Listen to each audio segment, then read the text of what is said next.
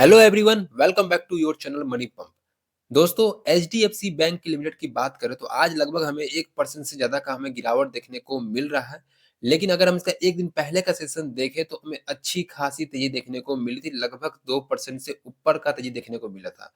जो कि हम अच्छे से जानते हैं कि ये सबसे बड़ी प्राइवेट सेक्टर बैंक में से एक है, एचडीएफसी बैंक लिमिटेड, और जो कि निफ्टी बैंक का भी एक अच्छा खासा ये हिस्सा भी है। मेजर स्टेक होल्डर है, आपका समझे तो निफ्टी बैंक का ही। आज हम अगर गिरावट देखने का पीछे कारण क्या है?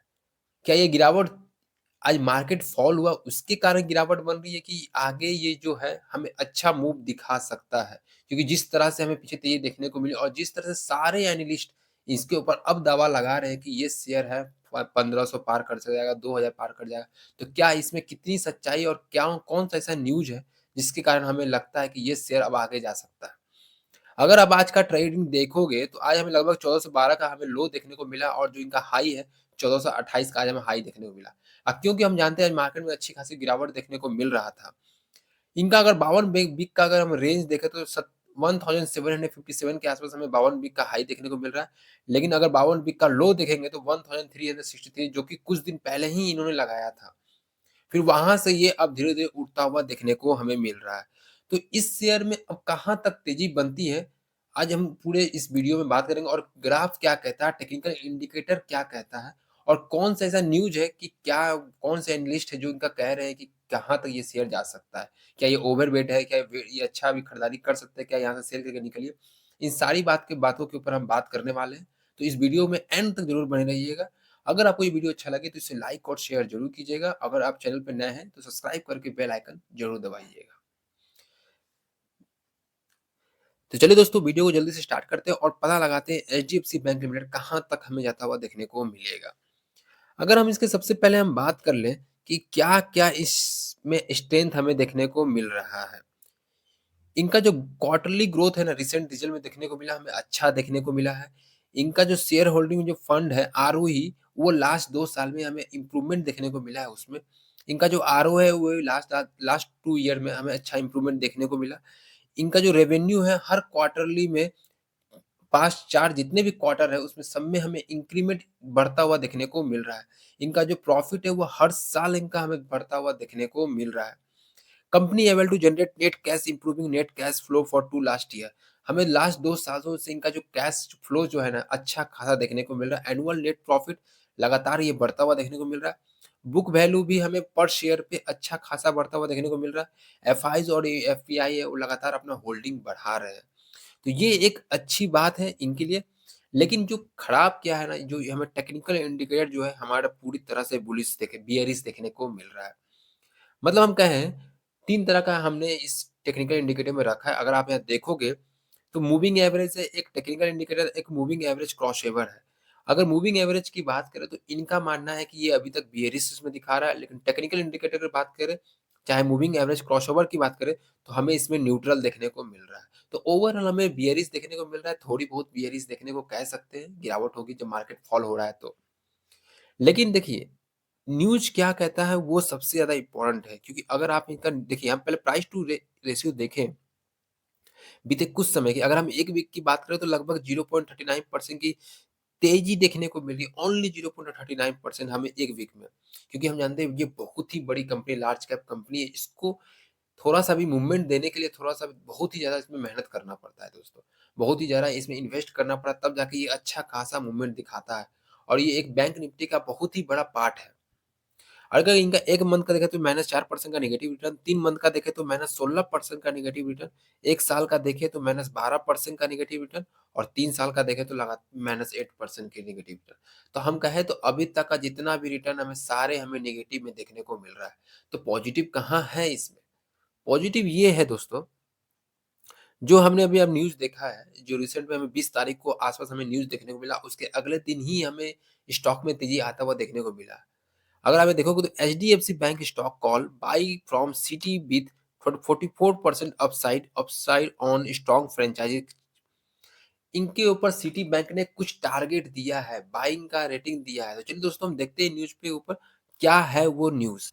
अगर आप यहाँ पे देखोगे तो global brokerage firm Citi has shared a buy rating on HDFC bank पे। सिटी जो एक बहुत ही बड़े ग्लोबल ब्रोकरेज है, इन्होंने बाइंग का रेटिंग दिया है एचडीएफसी बैंक में और इनके तरफ से एक टारगेट दिया गया है लगभग दो ₹2050 के आस-पास इनका टारगेट है। मतलब यहाँ से लगभग ₹600 का डिफरेंस देखने को मिल रहा है। ये एक बहुत ही बड़ी टारगेट है जो सिटी की तरफ से हमें देखने को मिल रहा है और implying in upside of over 44% over last close of 1417 कह सकते हैं यहाँ से 44% का अपसाइड हमें देखने को मिल सकता है। और Citi analyst are betting on lender robust and sustainable franchise which is positioned to fuel a profitable growth in the future. इनका मानना है कि जो बैंक एचडीएफसी बैंक ने लगातार जिस तरह से प्रॉफिट में हमें ग्रोथ देखने को मिला जैसे ही हमने पहले देखा भी है, वैसे ही इनका मानना है कि जिस तरह से ग्रोथ बढ़ रहा है, हमें कुछ ही समय में अब इनका हमें अच्छा खासा रिजल्ट देखने को मिलेगा और ये 44% अपसाइड ये अपना लगभग 2000 के आस-पास प्राइस जाता हुआ देखने को मिलेगा। तो क्या यही एक ओनली ब्रोकरेज है जो हमें खाली इनके ऊपर जो टारगेट दिया गया है? नहीं दोस्तों, इनके ऊपर एक और जो बहुत ही बड़े कंपनी है, जो हम कह सकते हैं बहुत ही बड़े ब्रोकरेज हाउस है जो इनके ऊपर टारगेट दिया गया है, जिसका नाम है एनालिस्ट एट मॉर्गन स्टैनली। बहुत ही बड़े ये एनालिस्ट है, जो लगभग अच्छे खासे इनका जो भी टारगेट देते हैं वो लगभग 95% अचीव होता है। इन्होंने recently share overweight rating on HDFC bank limited with a target price of ₹2110 के आसपास। इनका मानना है कि देखिए सिटी में तो हमने 2050 के आसपास देखा लेकिन मॉर्गन स्टैनली का मानना है लगभग 2100 के पार देखने को मिल सकता है इस शेयर। तो सोचिए यहाँ से दोस्तों कितना ऊपर तक जा सकता है ये एचडीएफसी बैंक लिमिटेड पर share. The bullish call came after the management said that it recorded stable and healthy double digit year on year growth in its home loan business after merger deal। जब से हमने merger देखा HDFC bank और HDFC का, इनका जो double year on year basis जो growth है ना होम लोन बिजनेस में, वो डबल पे होता हुआ हमें देखने को मिल रहा है। और हम जानते हैं बैंकिंग का जो असली कमाई होता है ना दोस्तों, लोन के इंटरेस्ट से ही कमाई होता है। जो मतलब मेनली इनका जो 70 से 80% जो मेनली कमाई है ना इनका इंटरेस्ट से है। और ये इनका जो है ना लगा होम लोन से ना काफ़ी बढ़ता हुआ देखने को मिल रहा है। ये काफ़ी ज़्यादा डिसबर्स कर रहे हैं, अदर्स काफ़ी ज़्यादा ले रहे हैं लोग। तो समझ सकते हैं इनका जिस तरह से लोन बढ़ते हैं, इंटरेस्ट मिल रहा है अच्छा खासा, उस तरह से अच्छा इनको प्रॉफ़िट हो रहा है ईयर ऑन ईयर बेसिस पे।